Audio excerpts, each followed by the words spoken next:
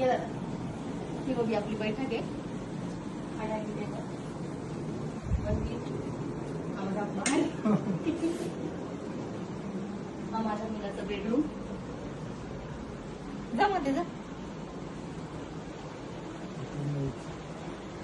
हा मुलाचा बेडरूम, त्याचं इकडं पीसी वगैरे. हा माझा बेडरूम. असं छोटस घर आहे बघा आमचं. टॉयलेट बाथरूम माझा सेपरेट, मुलांचा टॉयलेट बाथरूम सेपरेट. आणि हे आपलं व्हिडिओ काढण्याचं. हा हे व्हिडिओ काढण्यासाठी रिंग लाईट वगैरे. म्हणजे 20व्या फ्लोअरवर आहे. फ्लोअर पूर्ण असं म्हणजे एकदम टॉप फ्लोअर आहे ना. प्रत्येक रूम मध्ये एसी. प्रत्येक रूम मध्ये एसी. प्रत्येक रूम मध्ये एसी प्रत्येकाला नाही, गरज नाही पडली पाहिजे असं.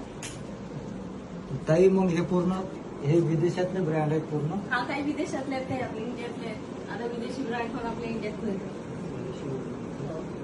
शो म्हणून कधी कधी वैताग आले की जरूर.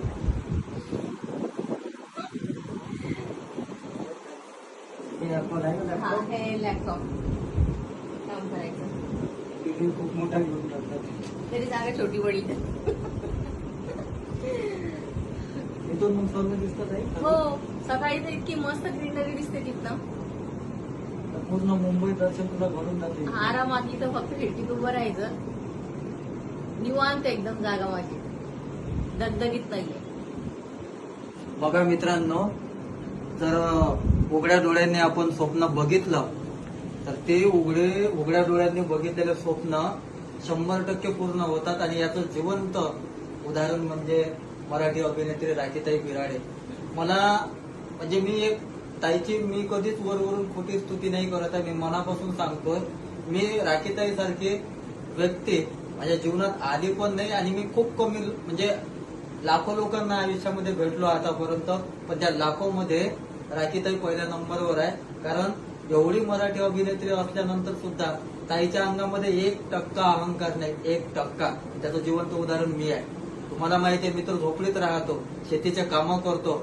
माझ्यासारख्या झोपडीमध्ये राहणाऱ्या मुलाला जे सत्य आहे ते आहे, त्या मुलाला ताईने टॉप फ्लोअर म्हणजे 20व्या मजल्यावर ताईने बोलावलं, घर दाखवलं, सख्या भावासारखा मान सन्मान दिला.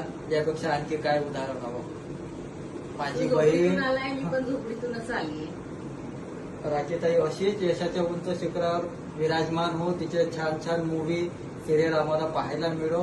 आणि बस माझी बहीण अशीच मला तिने भावाचा दर्जा दिला. एवढंच माझं स्वप्न पूर्ण झालं. धन्यवाद ताई. खरं.